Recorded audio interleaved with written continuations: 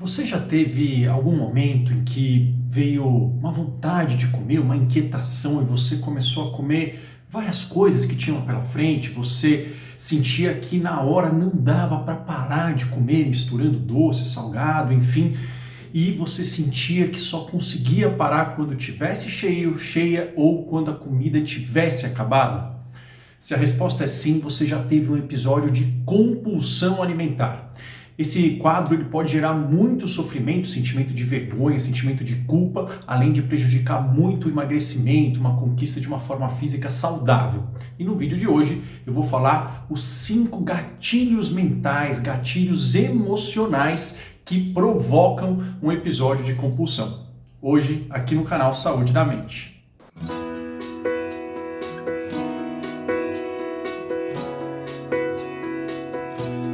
Olá! Seja bem-vindo, seja bem-vindo. Eu sou Marco Antônio Abud, sou médico psiquiatra pela Universidade de São Paulo, fundador aqui do canal Saúde da Mente, maior canal de saúde mental do Brasil. Bom, então eu vou falar sobre compulsão alimentar, mas para isso eu vou dar o exemplo de uma paciente minha. Eu sempre dou exemplos aqui mudando, né? Mudo o nome, mudo alguns dados da história para preservar o sigilo, né? Então nenhum exemplo é totalmente igual a um paciente, porque isso seria antiético, porém eu uso comportamentos, eu uso padrões que eu observo muito nos meus atendimentos e claro, né, nas pesquisas clínicas, nos estudos de neurociência atuais. Bom, então uma paciente minha, eu vou dar o nome de Cristina, né? A Cristina ela tinha 29 anos, ela tinha um histórico de ter sido sempre uma criança que sofreu com peso, um pouco acima do peso, um pouco gordinha, ela sofreu muito bullying na escola. Ela trabalhava numa área de TI, numa empresa de TI, ela tinha feito tecnologia da informação e ela tinha um chefe que ela não gostava, né? Era um trabalho com muita pressão, ela era solteira, morava sozinha e ela tinha uma ideia que foi, enfim, incutida por várias questões, tanto familiares quanto ambientais do meio em que ela vivia, que ela sempre foi muito bonita de rosto, porém muito acima do peso, e isso impedia ela de conquistar um namorado, de conquistar, enfim, um relacionamento saudável, e impedia ela até de conquistar coisas profissionais. Então ela tinha muito esta ideia. E aí, o que aconteceu, né? Ela me contou que um pouco antes dela passar em consulta comigo, ela resolveu fazer uma dieta, ela pesquisou uma dieta aí num site e aí tinha 2 regras essa dieta que ela começou a fazer, né? A primeira tinha que ter 3 refeições por dia em porções pequenas, menores do que ela comia, e não podia comer nem doce nem chocolate, que ela gostava, mas era proibido. E ela estava motivada nisso, né? E no começo ela foi fazendo, ela se sentia orgulhosa, ela sentia que ela estava tendo controle, né, finalmente, sobre a alimentação dela, e aí ela conseguiu ficar uma semana nessa dieta, até que chegou um dia,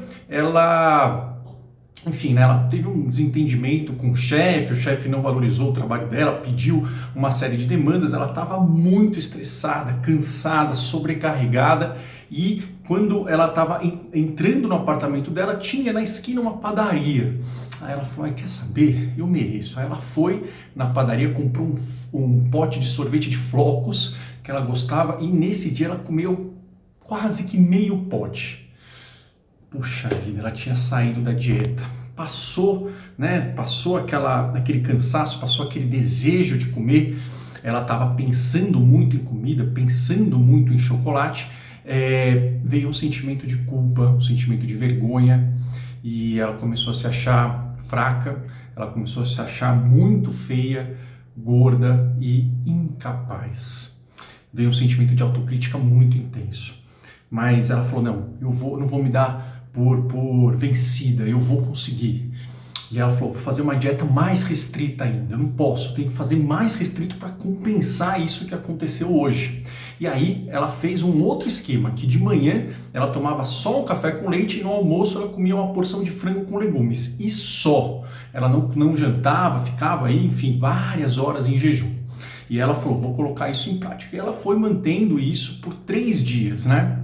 E aí chegou aí quarto, quinto dia, ela estava se sentindo mais cansada, ela sentia que ela não estava tendo uma concentração muito boa e ela percebeu que ela estava pensando muito em comida. Qualquer conversa, qualquer coisa que ela via na TV ou enfim no YouTube, vinha uma ideia de comida para ela imaginava comendo, vinha enfim um pensamento sobre chocolate, um pensamento como seria bom comer. E quanto mais ela resistia a esses pensamentos, parecia que isso aumentava. Até que chegou, depois de 5 dias, nessa dieta extremamente restritiva, ela teve de novo um baita desentendimento no trabalho, com os colegas, com o chefe, enfim, foi uma coisa muito intensa.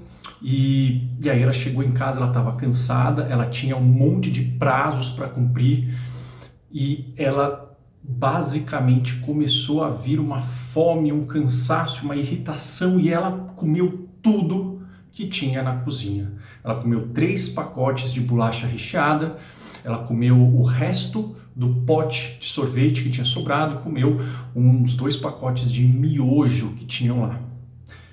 E isso deixou ela muito mal e começou a fazer esses episódios de compulsão de forma repetida a partir de então.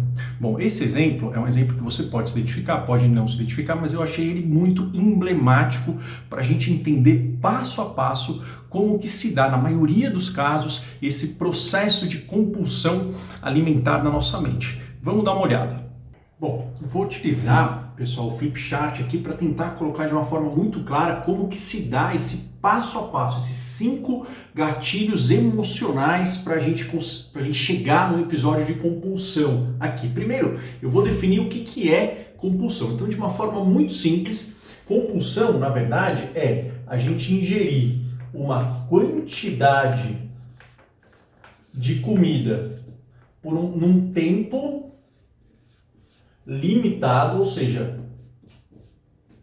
a gente ingerir muito mais do que uma pessoa ingeriria num tempo relativamente curto, delimitado. Aí o quanto que qual que seria uma porção que configuraria uma compulsão, isso é um pouco subjetivo, posso até depois fazer outro vídeo falando sobre isso, mas principalmente a compulsão, ela tem a ver com a sensação de falta de controle, como se fosse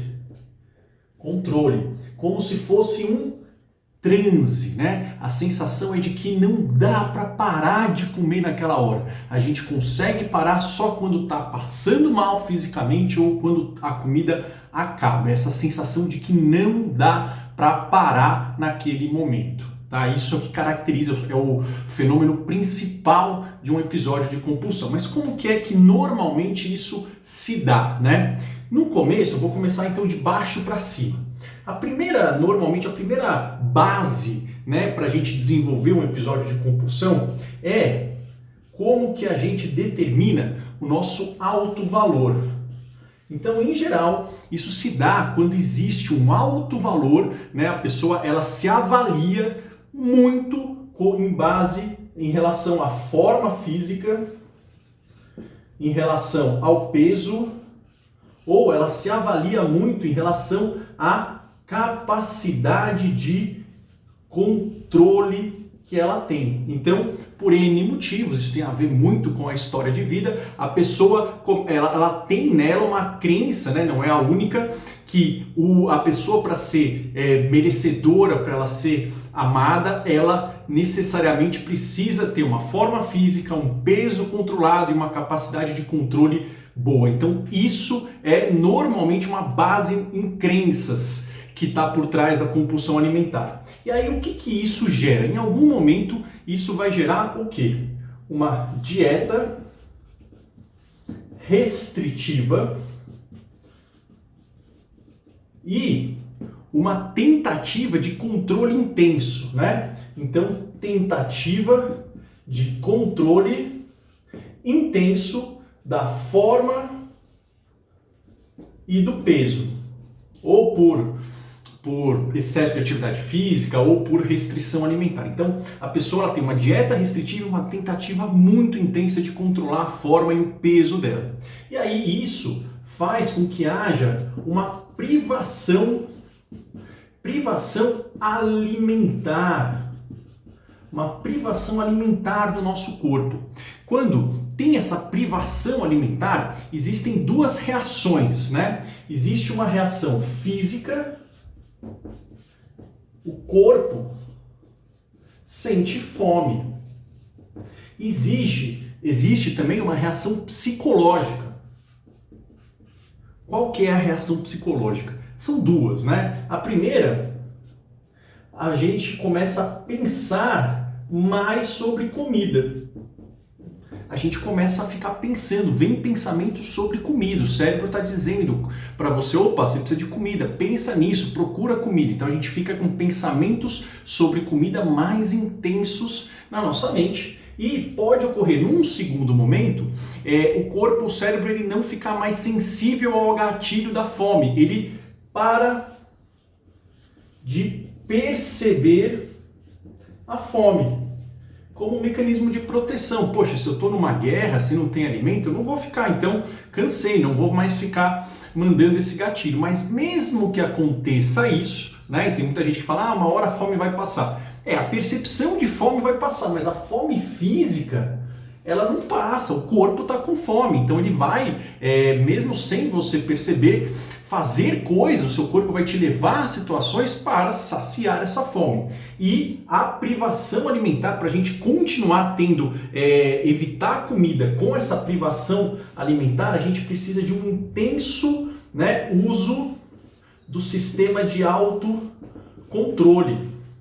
O sistema de autocontrole no cérebro, córtex pré-frontal, ele precisa de muita energia, não é fácil, ele precisa de muita glicose, de muito trabalho para que ele funcione bem. Esse centro é um centro muito sofisticado, né? Então a pessoa consegue manter isso por um tempo, só que vai chegar uma hora que, devido ao uso grande desse centro de autocontrole, vai ter um escape, é natural, é inevitável isso. Então vai ter o quê? Uma quebra da dieta.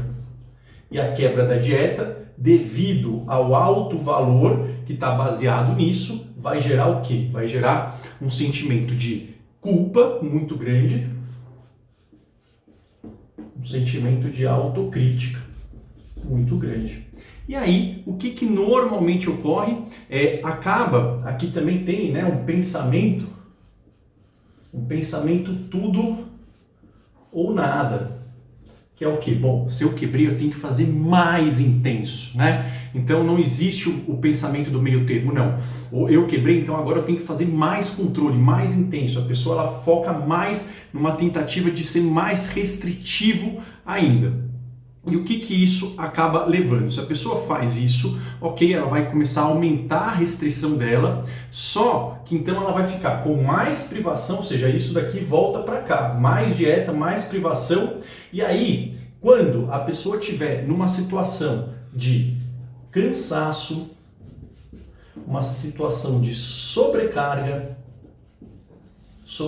mental, muita coisa para fazer, quando ela estiver numa situação de desatenção, ou seja, ela está numa situação onde tem comida, mas ela não está muito atenta na comida, ela está focada em outras coisas, ou quando ela tiver muitas emoções negativas, que pode ser raiva, pode ser ansiedade, pode ser angústia, enfim, não necessariamente é ansiedade, né? Então, quando ela tiver com cansaço, sobrecarga, desatenção e emoções negativas, aí esse centro do controle, ele vai pro saco, ele desaparece. Por quê? Porque o corpo está com fome, a pessoa às vezes nem percebe que ela está com fome, mas o centro de autocontrole está totalmente já enfraquecido, porque ele não tem, primeiro, comida, ele não tem glicose, e ele tá o quê? Com isso daqui que drena a energia dele. E aí ela vai entrar num episódio de compulsão com uma grande quantidade, digamos, com uma sensação de falta de controle. E isso pode gerar depois uma repetição desse ciclo. Então, os 5 passos são alto valor, baseado na forma e no peso, restrição e controle intenso do peso e da alimentação, privação alimentar, tanto física quanto psicológica, quebra da dieta com autocrítica e um pensamento tudo ou nada, e esse momento aí, o que é o gatilho final, é um momento de sobrecarga, um momento de desatenção, um momento de cansaço, um momento de emoções negativas, né? Porque muita gente fala, é a ansiedade que causa isso. Mais ou menos, né? Seria simples, a ansiedade é uma emoção negativa.